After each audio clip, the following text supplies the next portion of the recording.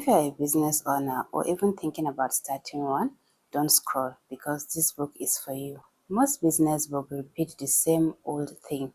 Write a business plan, study the competition, raise money, hire fast, and work yourself to the ground. But this book is completely different. It shows you a simpler, faster, and smarter way to succeed. When I was reading this book, it felt like a friend sitting across to me and telling me that you can actually do this your own way.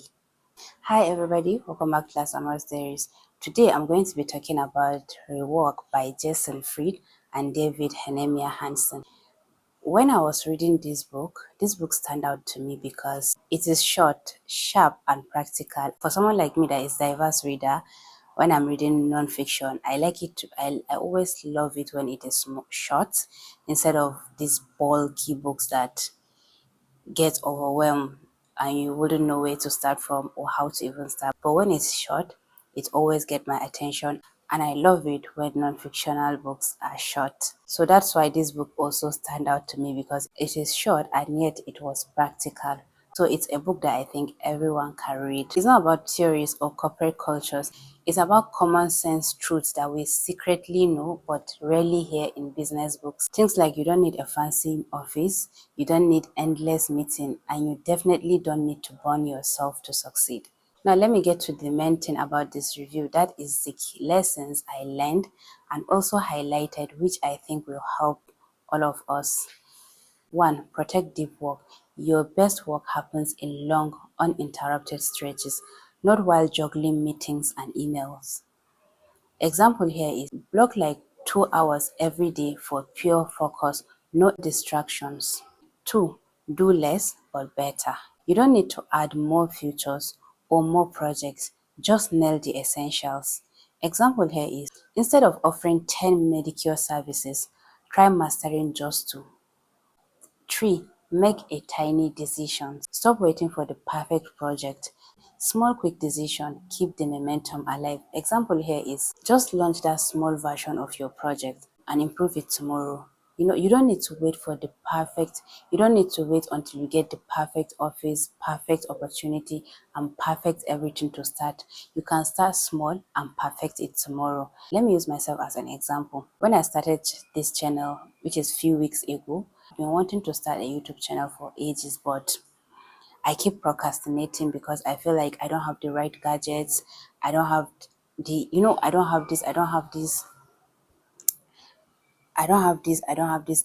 I just keep giving myself too much excuses that stop me from launching my channel. But then just last month, I just sat down and think about this. You know what? Let me just start this, even if it's small. Along the line, I'm going to perfect everything. And I'm telling you that I think this is the best decision that I made for myself, because I know, I'm very sure deep down that I know I'm never going to regret starting this channel.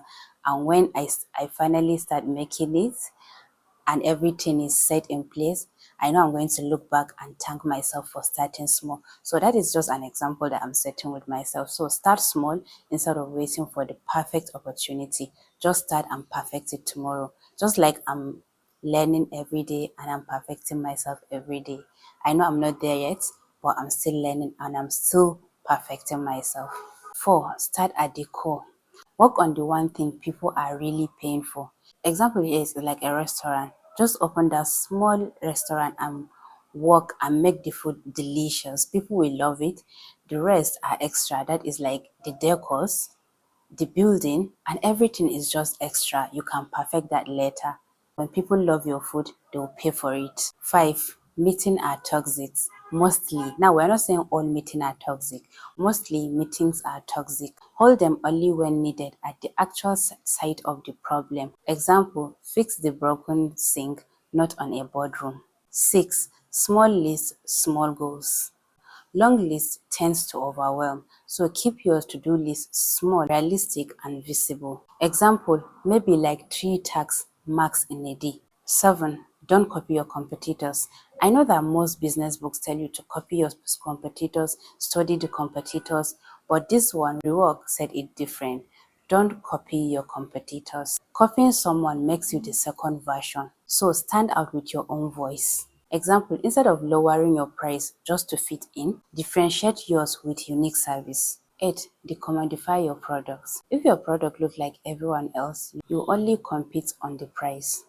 So make it special. Example, Apple don't just sell computers, they sell design and simplicity. 9. Build an audience, not just customers. Teach, share, speak and tweet. Let people connect with your process, not just your product. Example here is like skincare brand posting tips and routine, not just selling their cream. Number 10, plan less, do more.